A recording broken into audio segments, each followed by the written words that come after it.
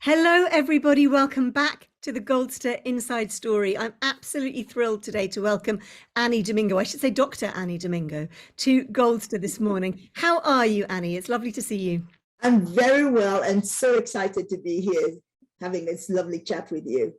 So Annie and I had a phone chat a few days ago, and then we bumped into each other a couple of nights ago at an event at Hatchard. So it was really brilliant to be able to bump into her and say, hello, I'm going to see you again on Friday.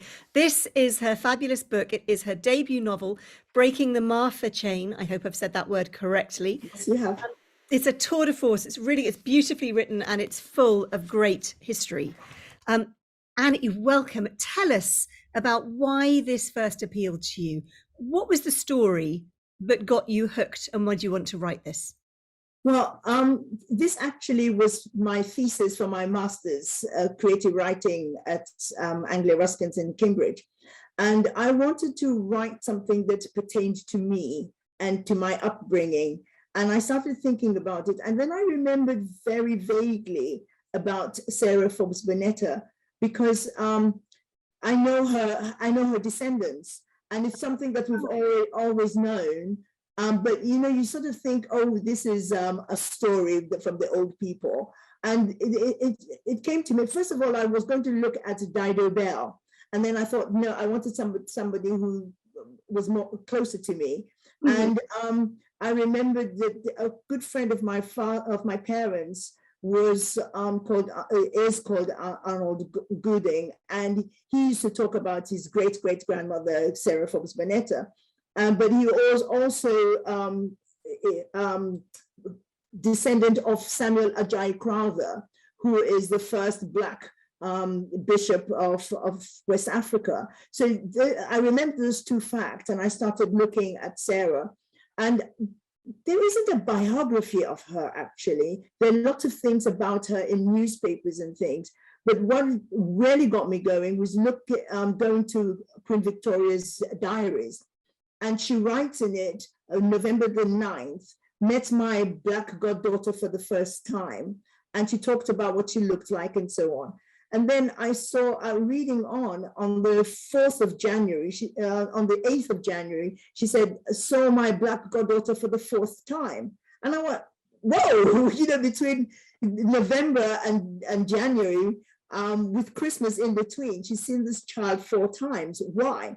And that was what got me on the journey of trying to find out about her. And it was very difficult to get things about Sarah. But sort of just looking and talking to people, and I met other relatives or descendants of hers, and sort of started to piece the story together. And I realized that it was a story that went through 3 generations of Sarah's and the royal family. And it wasn't sort of a one-off by Queen Victoria taking this little Black girl and sort of saying, I'll make her my goddaughter. She was very much involved with the family. And yet when I read Queen Victoria's biographies, she was hardly ever mentioned. And that's what intrigued me and started me on the journey. Fantastic. And so you said you did this as your master's thesis. Now, I'd just like to say, because I was so bowled over when I first spoke to you, you studied at university was it the first time in your 50s? And well, I did my first degree in the 60s. When I went to Rose Bruford to study drama and to do a teaching degree. And so I was busy doing that. But when I was coming up to 50, I decided that I was going to learn something new every year. And one of the first things I started doing was to learn how to build my own computer, because my son was very much into computers. And then I just wanted to get my brain going. So I started doing Open University. And I did several short courses. And then one of the teachers said, you have so many points, you know, you're well on your way to a degree. And that was the first time I thought, oh, okay. And originally, I was a magistrate until 2 years ago. And I thought, oh, I'll do law because I haven't got a law degree. But I got fascinated by English literature. So I thought, oh, I'll do English literature and then I'll come back. And so I did my BA honors first class. And I was so into it, I decided I'd do another one. again, not law. I went into history. I did my BA in history, and then did a first class honors on that. And then I thought, I'll do something else. And I thought, now this is getting ridiculous. So, now I have 3 BAs. So I did my master's, and that's when I went to do my master's. And by that time, I was in my late 50s. So in over a period of 7 years, I did 2 BAs and a master's at my 50s. And now, which is impossible to believe, in your 70s, you're doing a PhD. Is that correct? Yes. Just amazing. Well, although I started the book when I was I think I was 61 when I started breaking the Mafia chain, and then I put it by. But I was working, and this is something for people who want to write. I was working with 2 friends who were also writers, and we would meet like every 2 weeks and just talk about what we were writing and how it was going. And then we decided to go on a retreat. So we hired a place at the coast and went for a week, and we would just write. The 3 of us would sit in the same room and write. And if you wanted anything, you put up your hand and say question, and everybody has to stop, and you'd ask whether it was how to spell a word or something that you wanted to talk about. Great and idea. At the end of each day, we'd give each other the work that we'd done. And then after dinner, we would talk about it, and you'd go upstairs to bed, and you'd find light under everybody's room because they were busy still writing. And then we'd come back the next morning, and we did that for several years. And so they encouraged me to send it to the Lucy Cavendish novel competition. Right. I thought, no, I don't have time. I'm so busy. I was teaching, I was working, and they kept on at me. And so I actually hand delivered it at 1:45 midday, when the cutoff was midday. So I then got it longlisted. I thought, oh, that's good. And then shortlisted, oh God. And then it came second, but I only had about the first 4 chapters. And from it, I had an agent who was interested. And so I had to start work on it. But life goes on, and there were several things that happened in my family. My son had a bad car crash and broke his back, so that took time. And then my husband had a stroke, blah, blah, blah. So it never got quite finished. I worked on it on and off. And then when it got finished, trying to find a publisher, that's a whole other thing. And I sent it to several people. And what I didn't understand, I didn't realize, was that you send it to an agent or something, and they could keep it up to 3 months before they came back and said no. And that's 3 months wasted. And so it went on. And then I had Jacaranda, who were interested in it, who were the publishers, because I just went straight to the publishers, forget the agent. I don't have an agent. So I spoke to Jacaranda, and they were very interested in it. But they were doing their 20 in 20, where they were going to publish 20 books in 2020. And she said, you can go to somebody else. You can't do it this year, but if you wait a year. So it was finished, and I waited a year for Jacaranda to then do it. And then it became, of course, in the middle of the pandemic and so on. Of course. So it's been quite a journey to get to this point. So all in all, it took me about 8 years to get it published.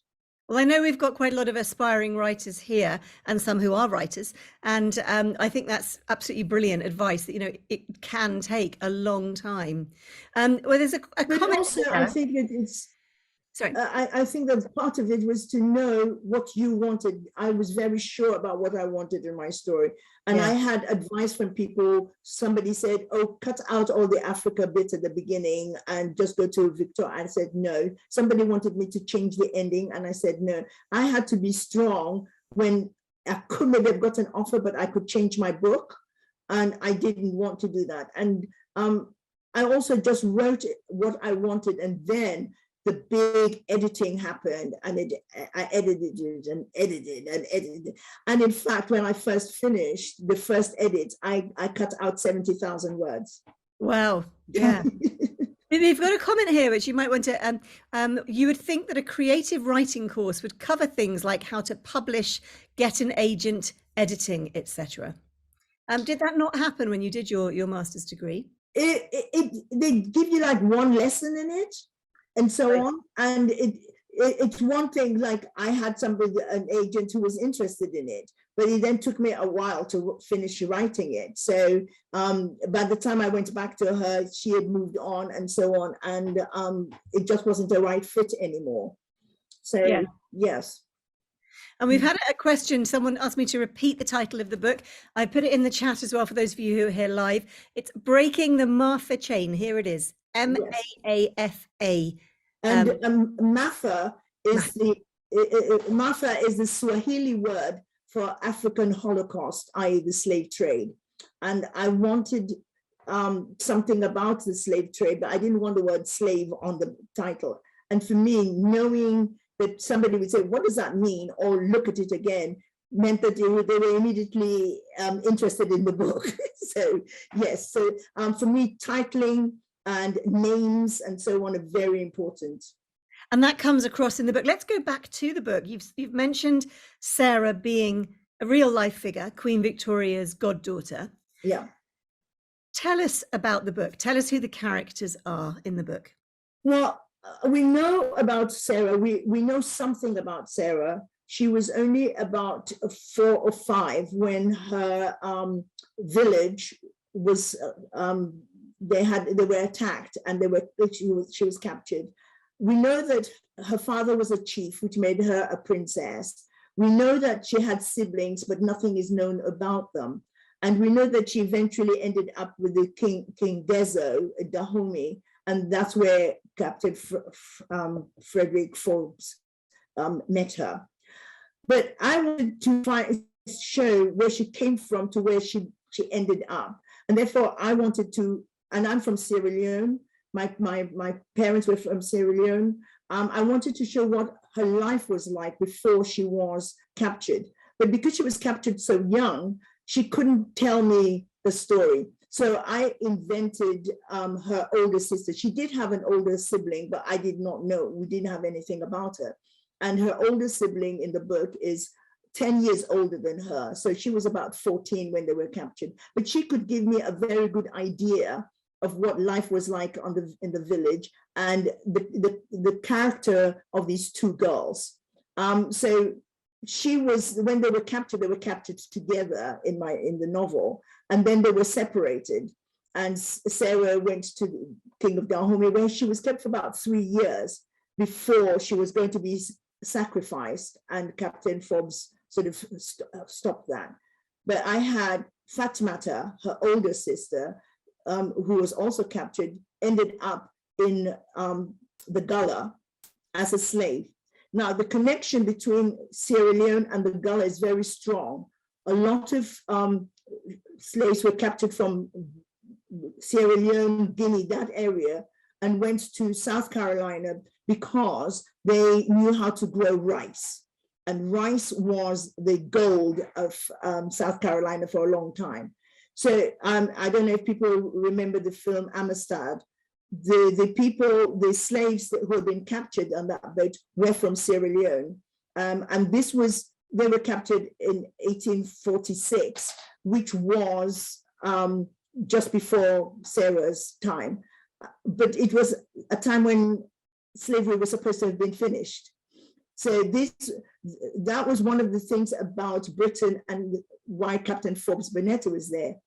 After the slave trade and slavery was abolished in England, they knew that there was still a lot of other countries that were still going to Africa and getting slaves.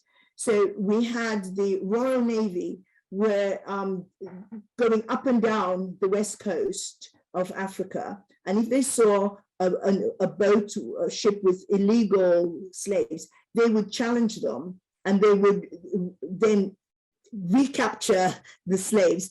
They wouldn't necessarily take them back to Congo or Nigeria, wherever they came from. They brought them to Freetown. And that's how the Creoles of Freetown started, because they were made up of the liberated slaves, the slaves from Nova Scotia, the ex-slaves from Nova Scotia, the Maroons, and so on. So Sierra Leone was quite a hub for these displaced people.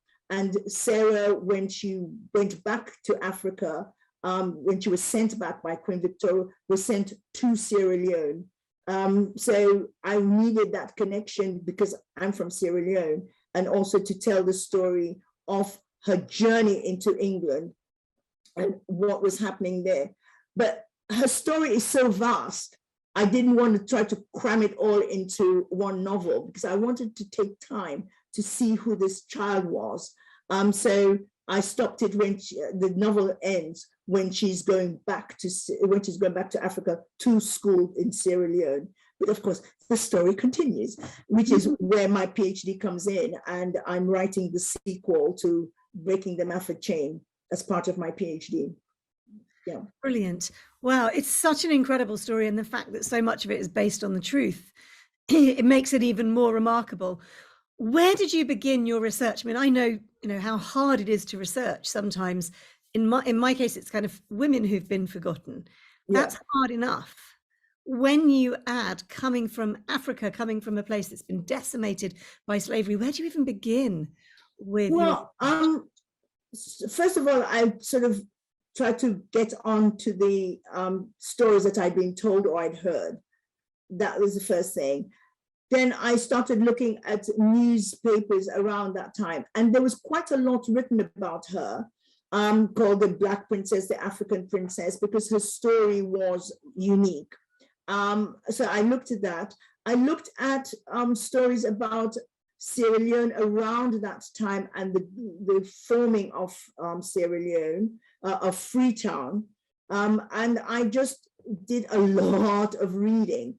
But the other thing I did was I went to the Gullah, although the Gullah isn't particularly written much about in this book. We talk about it, but not very much. I went to Nova Scotia. I went to, and then I walked around London, looking at the places that she would have been to. I went to Windsor. I walked around Windsor to see the places that she would have seen and what she would have seen when she went to Windsor Castle, and so on. So I did all that groundwork, and then just trudged looking at Victorian England. And I did a lot of reading of Charles Dickens. I read a lot of things like stupid things. I would spend a whole day just looking at transport, what trains there were, where they would go from, and look at mode of transport. How much would a fare cost from this place to this place, and so on. So it was just minute detailing research, because I wanted it to be not heavy with research, but for them to be able to move around the story and for us to be placed in that space. And then the research is for me to see how do I fit it into the story without going ding, ding, ding, ding, ding, here's research. And sometimes it's very little, and sometimes it's quite a lot. Yeah. So for example, when I was looking at transport, I found out that the omnibuses, the women were not allowed at the top. They all sat downstairs because the tops were open. And so the men could sit there. But when Fat Matter, who comes to England, and they were pretending she was a maid when she was still a slave, goes onto the bus. She didn't want to go close to the white women. So she tried to go upstairs. And they said, no, you have to go downstairs. So she was petrified, thinking that, how can I sit this close to the white women? Well, that was all that was written in the book, but that came from the research that I'd had, that I'd done to say about where she could sit, and then put her emotions of what she had to do. We've got a question here, a comment as well. Thank you, Annie, for writing such a wonderful book. Can you tell us anything about the emotional effect on you of writing the book? And I'd just like to say, this is from Alexis Keir, who to everybody is coming on. He's one of our Goldster guests on the 14th of April. So thank you for coming along, Alexis. So what was the emotional effect on you of writing the book? It varied, because a lot of that I was pulling from my own knowledge, my own feelings. For example, Fat Matter, who's her older sister, who becomes Faith when she's taken to America, she was such a tomboy. I was such a tomboy when I was growing up. And to be able to look at it from that point of view, what would a young girl be like at that time? But for me, a lot of the emotional thing came when I started writing Victorian England, because trying to put a Black child and then a Black young woman into that area, into that scene, triggered up some of the things that came from when I came back to England, but also stories that I've heard and things that I was researching about how Black people were treated then. And I wanted to show the difference, that sometimes it isn't just to do with color, it's also to do with class, it's also to do with snobbery. So when you have somebody like Sarah who is Black and but is very close to the royal family, how do you treat her? And then you look at Fatmata or Faith, who is Black, same mother, same father, but with a different situation and how she is treated. And that thing, that some of it is still here.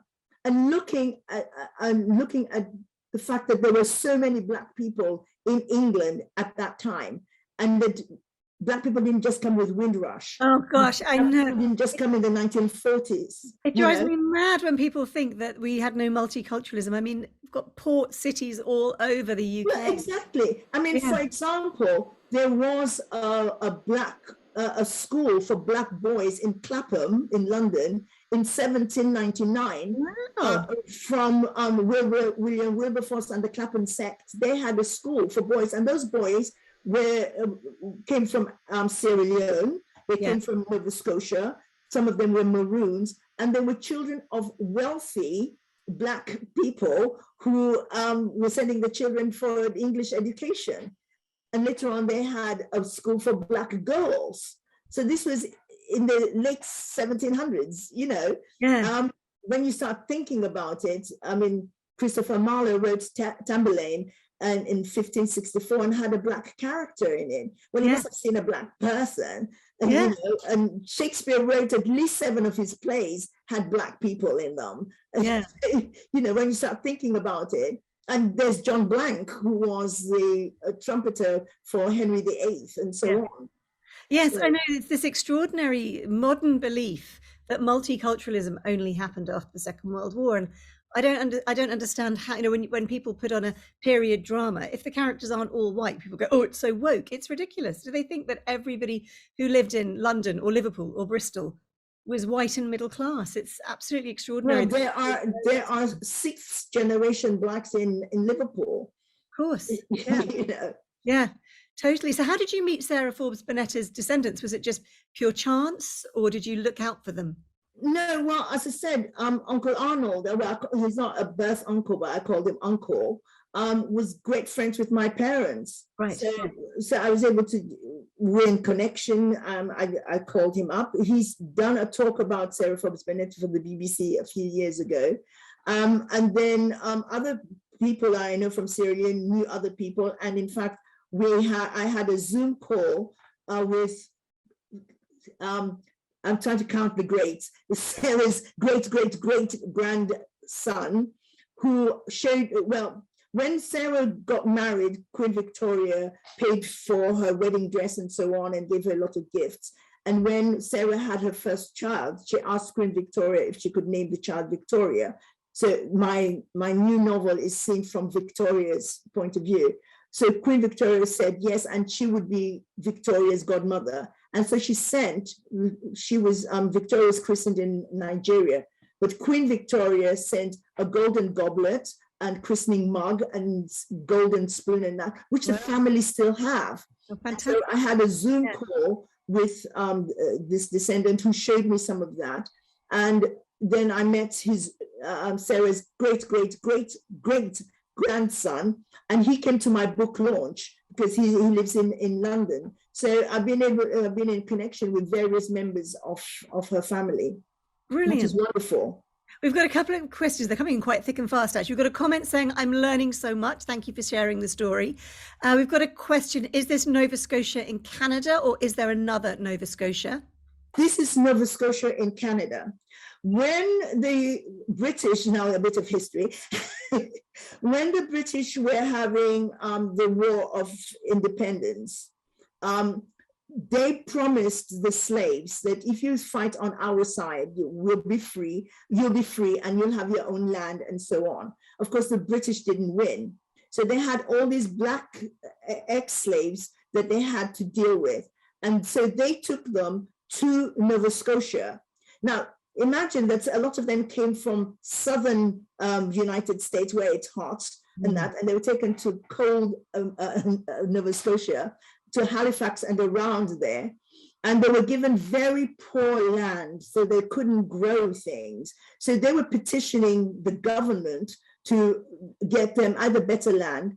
And Thomas Clarkson's brother John went to Nova Scotia, and they came over and petitioned. And that's when they decided to find some land to take these in Africa, to take these black ex-slaves. So they took them, but there was very little preparation. And they took about 3 boatloads to Freetown, and a lot of them died.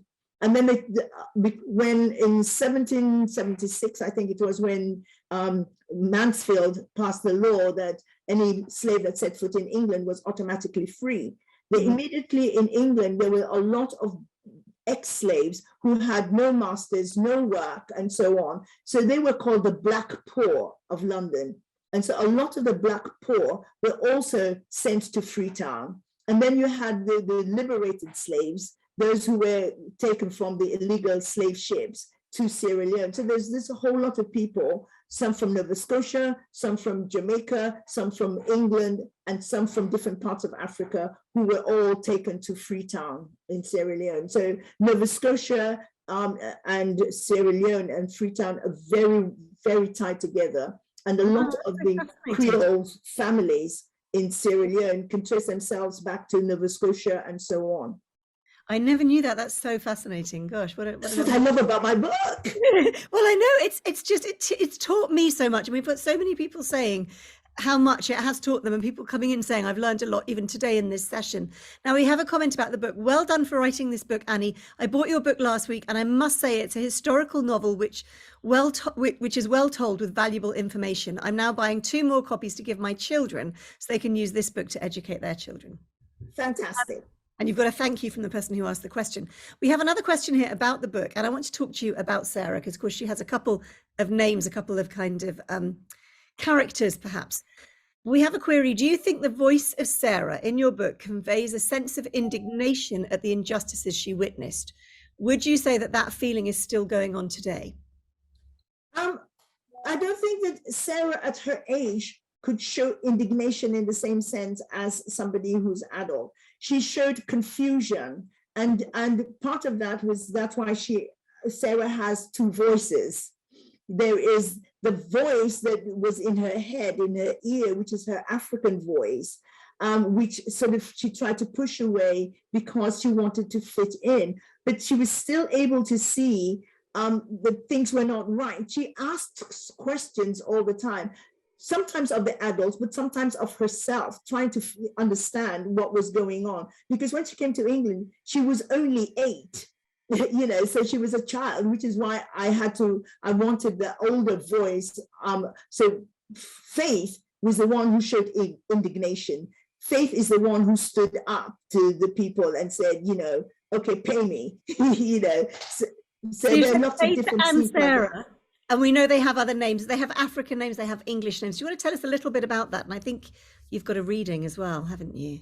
Yes. Their African names were, I had to research some of them, and some of them are made up because I wanted to find their own tone.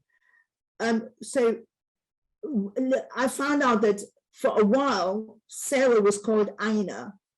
And the reason for Aina is that it means a child who was born with the cord around their neck, but also she had a cowl over her head. And when I was researching some of that, this talked about it being good luck, and it would save you from drowning and so on. So I used that information, but also I wanted to bring her, I didn't want her to stay with the name Aina because I was making a fiction. I know that Queen Victoria called her Sally sometimes. And there's a very strong African name, Salimatu. And so I named her Salimatu, and that was her other name. And then she got changed to Sarah. But with Salimatu, it meant that sometimes even in Africa, she was called Sally. So when they started calling her Sally, singing a song about Sally, she thought, oh, they're singing about me. And so that it was a way of connecting herself name-wise from Africa all the way through to England, and to having a pet name that the Queen called her. And it was lovely because all the Queen's children also had a pet name. So you had Lenchen or Affy or Bertie. So she felt quite at home that they could give her that name. But there were times when she says, who am I? I have all these names, you know. So it's really fascinating in itself. And she kind of wars almost, well, warring is the wrong word, but she goes back and forth between Salimatu and Sarah. And you can hear in her own head, she's got those two characters, which is so confusing for a child, but also. And this was the whole reason why I wanted it. I wanted to show the trauma that she was going through without it being an adult trauma. It was the confusion and her trying to block out some of these sounds and some of these thoughts, but yet wanting to fit in. And then there were times when she didn't want to fit in. So there were so many new things. If you imagine an 8-year-old and what in that 8 years, what has happened to her, and traveling and being told this. And I love the thing when she first saw snow. And so I remember coming back to England. I didn't remember snow when I was a child because I left when I was 3. But the fascination for me when all this snow was everywhere. So that's what I meant about using some of the things for myself and then putting it into a child and seeing what their reaction would be. I remember when my nephew came over from the Caribbean for the first time to see when he saw snow, and we thought he was going to hate it. He was a little island baby, and my goodness, we couldn't get him out of it. In the end, we sent his godfather out because we were all so cold. We thought, you can do well, I was in Kent at drama school the first time I saw snow, and I lived in a house where there was somebody from New Zealand, somebody from America, somebody from South Africa. I mean, it was the international house, we called it. And I remember waking up this morning and everything was covered in white. I was thrilled, and I was screaming for this girl who was from New Zealand, and we went racing downstairs and we were playing it and we were squeezing it. And two of the other girls, one was Welsh and one was English. They just stood there laughing. I said, "What? That's not snow." I said, "Of course it is." He says, "No, that's frost." Nobody had told us about frost. Brilliant. So we've got a comment here. The issue of people having two names, one African and one Western, seems to have been a common feature in some of the African people that still goes on to this day. And she also says, snow is fascinating to people who come from where there isn't any. I too am still fascinated by snow to this day. Yeah, I mean, the whole thing about African names is that a lot of them have meanings. So they, you know, like I said, Aina meant sort of the child was born with a cord around the neck. You could have a name that would say you were the first born after a death. You have a name that says you are, I don't know, a twin. So, you know, Kayande and Taiwo is the means that you're a twin, and people immediately know that. Sometimes it means what day of the week you're born. I mean, my name, Annie, I love the way it's spelled now, but I used to hate being called Annie because it's a family name. And I'm the 5th generation of Annie. And so when I was growing up, if we went to anything, there'd be Grandma Annie, Auntie Annie, Cousin Annie, Baby Annie. And I tell you, as a biographer, future generations are going to curse that, because when they're trying to research you, they're going to keep coming across all the other Annies in your family. I get so frustrated with people naming their children after themselves or their grandparents. So I'm just saying to everyone out there, if you want to make a future biographer's life easy, don't use family names. It's hilarious. When you go through and you think, well, which Charles and Mary are they then? You know, it's just. But I mean, the funny thing about that is that my Domingo comes from my ancestor 6 generation back, who came from Portugal. Well, either Portugal or Spain. He came from the border, and the border kept changing. And he came to Sierra Leone, to Freetown, with twin boys. And one of them stayed in Freetown, which is the branch of my family, and another one went up into the provinces to a different tribe. But yet the names continued. So there are a lot of names from that family that continues. And so there was a story of when my father died and somebody was in a hotel and he heard all these names of his relatives. So he thought, I have to go to the funeral. And he went, and he was from the other Domingo tribe, but they still had the same names, and he spoke a different language. Yeah. So, you know, names, for me, names are very important, and what they say about who you are. And I think you had a reading you wanted to do. Are you happy to do that reading about the Christmas? Yes. I can either read the prologue, which sort of gives you a flavor of Faith's voice, but the one I love is to read is the one by Sarah. In fact, Sarah eventually died when she was only 37. She had tuberculosis. So in my story, she always has this cough, and that's one of the reasons why she was sent to Sierra Leone to school. I'll just have some water before I do that. And this story, she'd been coughing a lot. And so she was, Nanny said, you can't go for a walk with the others. So she was sitting there and they were doing some work. And Nanny says, I better take this cough medicine with me on Sunday. Can't have you coughing like that during your christening, can we? Nanny, why do I have to be christened? Sarah asked. Is it so that Queen Victoria can become my mother by God? Oh, what a question. You read the Bible every day with Miss Biles, Nanny said, shaking her head and going back to her sewing. Sarah did not tell her that she found the Bible hard to understand. How could there be only one God in England when there were so many different gods in Africa? Was the English God greater than those gods? Miss Biles did not read that bit. Jesus loves you, and your christening shows that you have taken him to your heart. But how can he love me? He doesn't know me. He loves us all. The Bible tells us so. Now, let me see your stitching. Nanny smoothed out the handkerchief and nodded. Your sewing is getting very good, Nanny said, then continued with her sewing. Sarah watched Nanny's rapid needle going in and out. She opened her mouth a couple of times, but did not speak. Eventually, she blurted out, Are you christened, Nanny? Yes, said Nanny Grace, before licking the end of the cotton and trying to push it through the eye of the needle. Everyone in this house has been christened. In 2 days, you will be too. Then Reverend Biles will write your name in the parish church register, just as he did for Freddie and Mabel, Emily and Anna.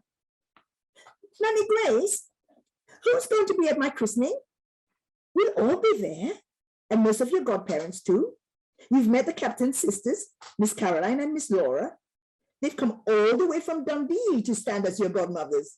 Sarah nodded. Caroline and Laura were tall, although not quite as tall as Papa Forbes.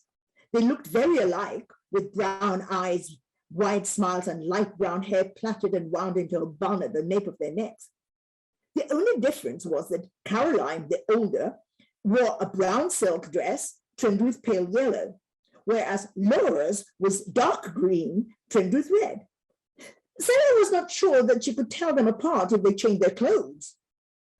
And there's Her Majesty too. Sarah wriggled in her chair with excitement. I'm going to have many mothers now. You're a very lucky girl to have Queen Victoria as your godmother, but she will not be attending. Neither will Lieutenant George, Captain's brother. He's still at sea. You remember Lieutenant Hurd from the Bonetta? Oh, is he coming, Nanny? Asked Sarah, putting down her sewing. Yes, he's standing in as your godfather with the captain. Sarah clapped her hands and wriggled even more. Lieutenant Hurd used to laugh at her, the faces I made every morning when Papa made me suck half a lemon to keep the sickness away. But the lemons didn't stop my cough, did they, Nanny? No, it didn't. So we have to make sure you're well on the day. Jesus will be at the church too. Yes, Sarah, he'll be there to see you're saved, said Nanny, nodding her head. Saved? From what? from being a heathen. That is what you were in Africa, the missionaries say. Sarah gave a little sigh. The more she heard about this Jesus, the more confused she became. There were so many things about him that were difficult to understand.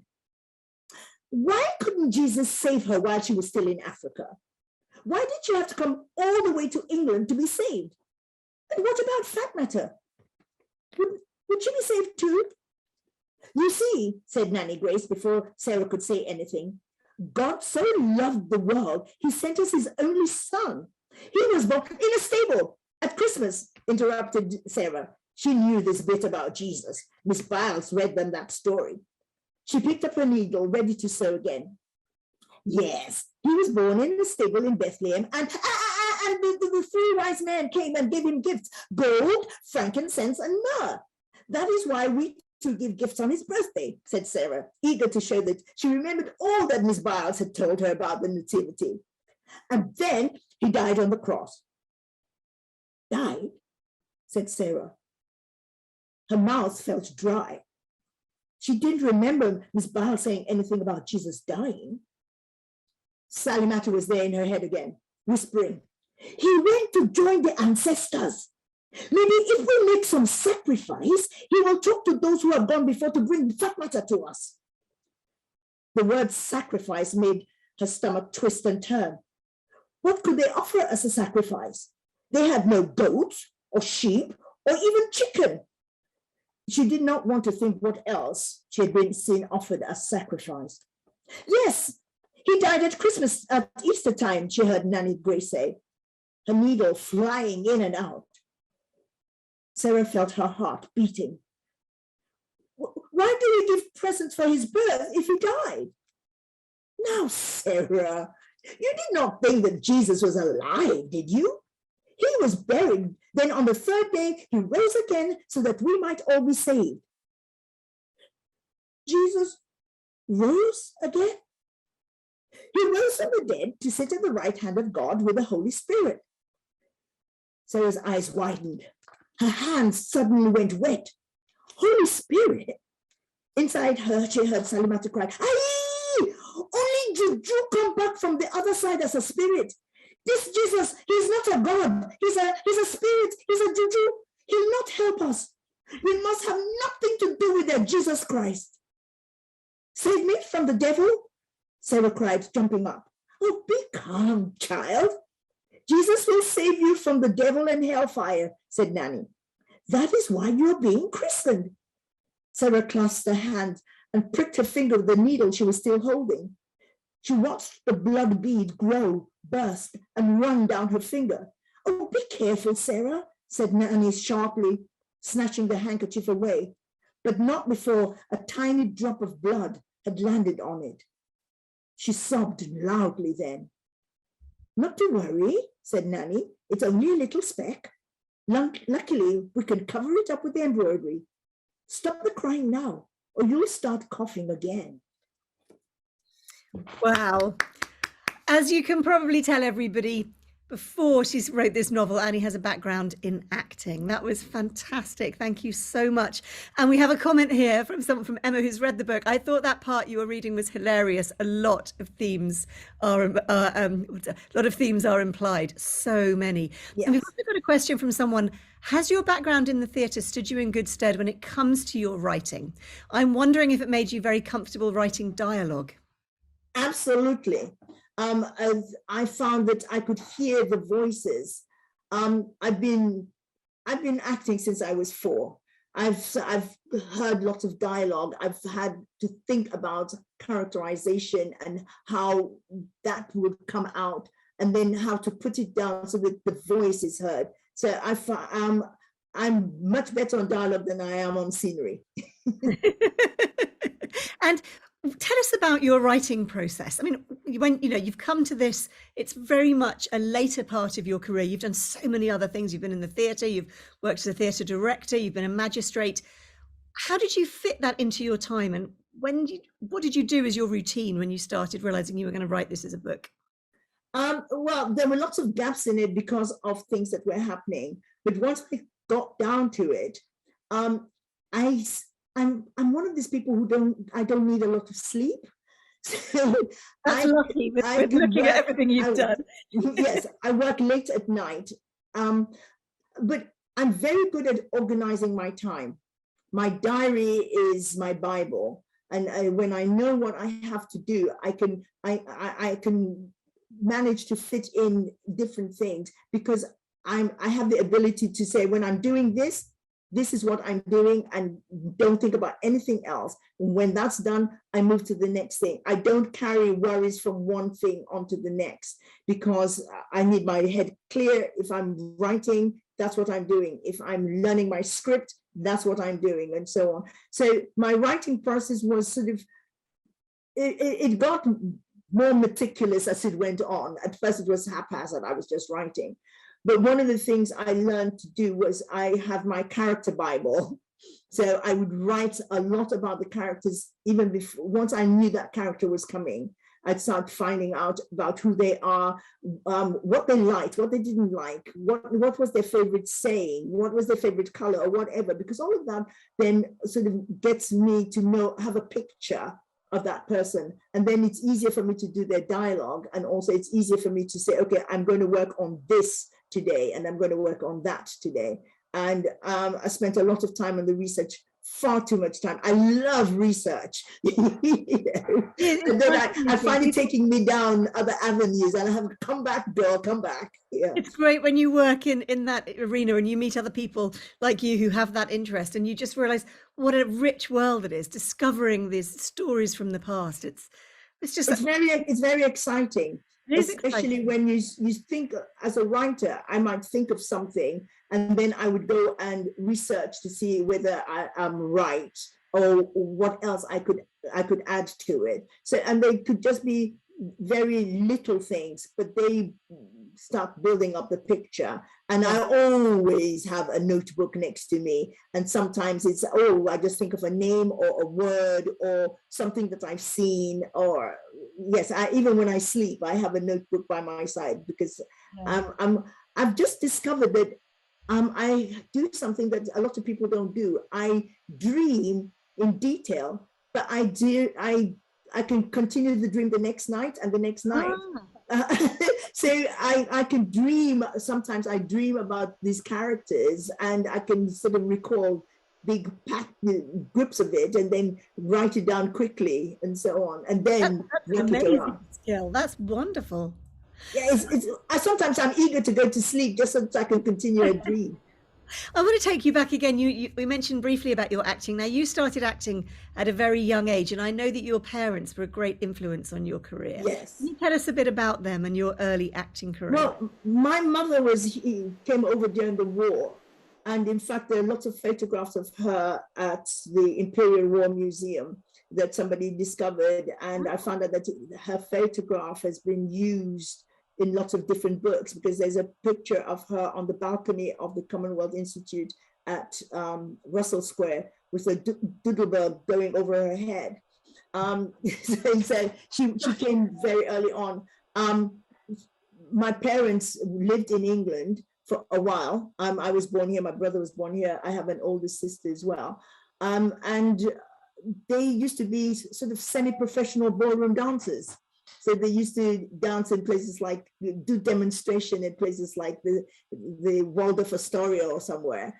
And then when we went back to Sierra Leone, they had their own radio program, which was a request program, and they'd play records and they'd invite people to come and give a talk and so on. And I started working on that when I was 6. So I would read out the requests from children. But I also started acting when I was about 4. I was still at nursery, and I played Tiny Tim.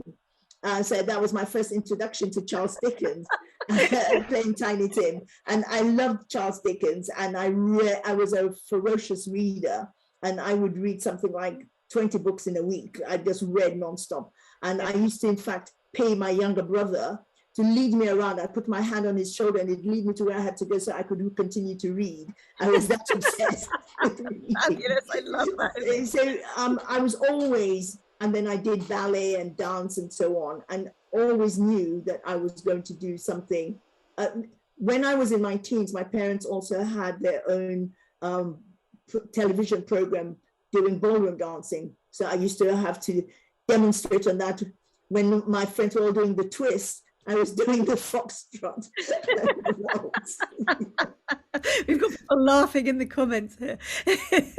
So it was just always, my mother was a fantastic singer and a very good actress, and she did a lot of amateur acting, and I used to sort of go with her to rehearsals, and I would help her with learning her lines, and that's what she wanted to do. But of course, in the 30s, 40s, that she wasn't allowed to do that. So she was very encouraging when I wanted to do that, although my father did not want me to do it.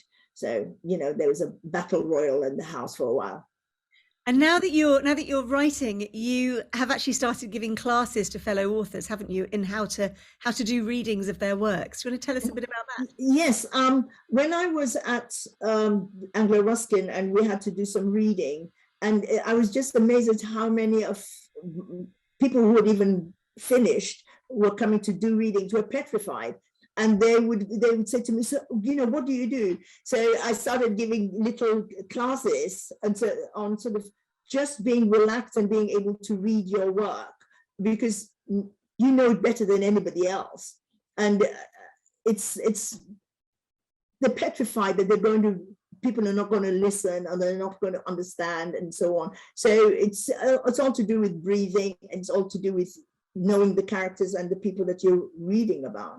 So yes, I have given lessons to authors.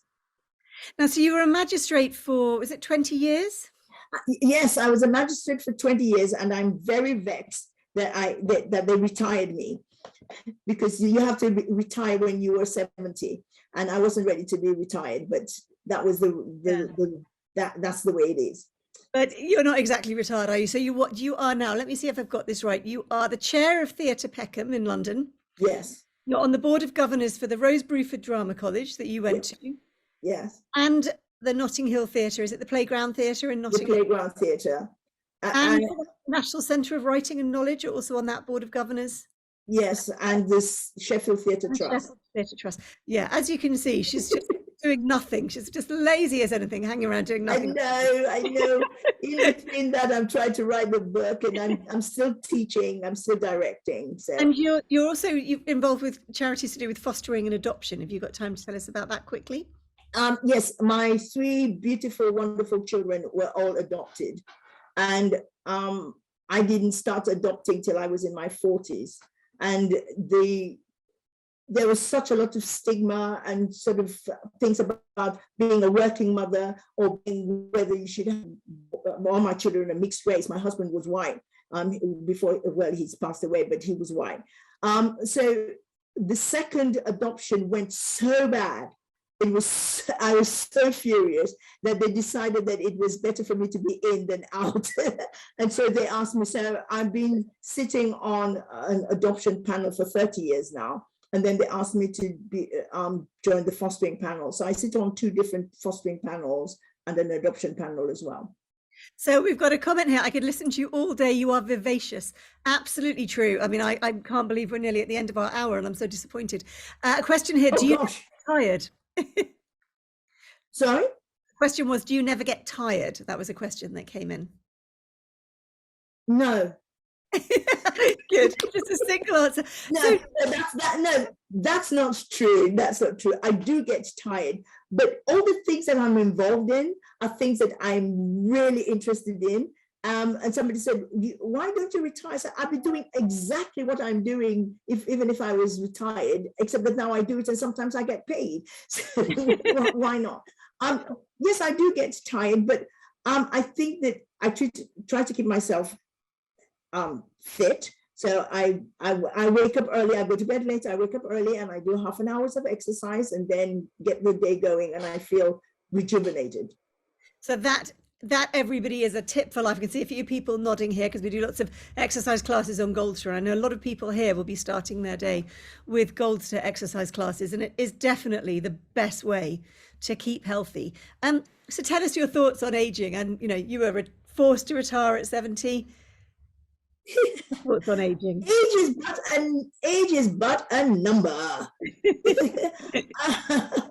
I always say you're going to be a long time dead, so you might as well enjoy being alive. And I just think that with age, yes, I get from dancing and that, I got a dodgy knee.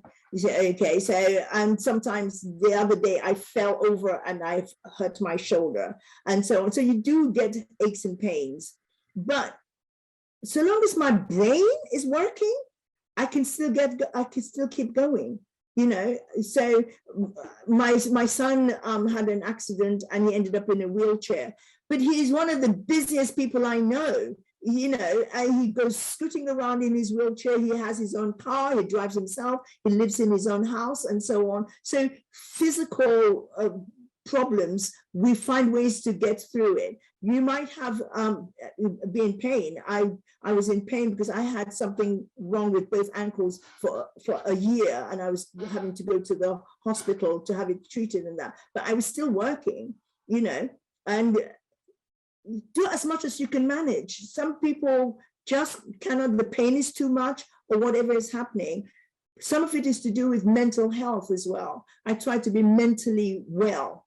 You know, learn how to take a break. If I say I'm going to take a break, it might only be 10 minutes, but I take that break and I enjoy it and then move on. It's just, I know I'm getting older, and I know I'm getting older. I'm not as skinny as I used to be. There are bits that are dropping and going down south, but I just hike it up and say, let's go. Annie, you've been an absolute joy. I do hope you'll come back and talk to us when the next book is finished. And I'm just going to tell everybody very quickly what is coming up. So next week, I'm back with you again. Humphrey, as you may know, is away in Asia for a little while. And I'm going to be talking to Peter Tonkin, who is a historical novelist. And his era is the end of the Elizabethan era, the first Elizabethan era, I should say. And then next Friday is our book of the month. Do come along, everybody. We are reading Away with the Penguins by Hazel Pryor, that I know some of you have read already. It's a really gorgeous book. It's a very easy read. It's lovely. And I want you to come deciding on what your next book of the month is going to be. It's with Humphrey. As you may know, you've got a couple of choices. You've got Franz Kafka, Metamorphosis, or the new Richard Osman book, The Bullet That Missed. So, as you said, we like to be very eclectic on Goldster. So I want you next Friday to come with your ideas. We've got lots of wonderful comments coming in here, Annie. Love listening to you. It's been a joy to listen to you. Come back again. Great attitude to life. An inspiration and a challenge. Too many comments for me to read because we have to finish them all. But Annie, you've been an absolute joy. Thank you. I thoroughly enjoyed it. Lovely talking to you. And thank you for all the people who did turn up. And for all those questions, it was wonderful. Yes. Take care, everybody. Have a great weekend. Annie and I will turn our videos off now, and I will see you next week. Yeah. Take care. Bye-bye. Bye.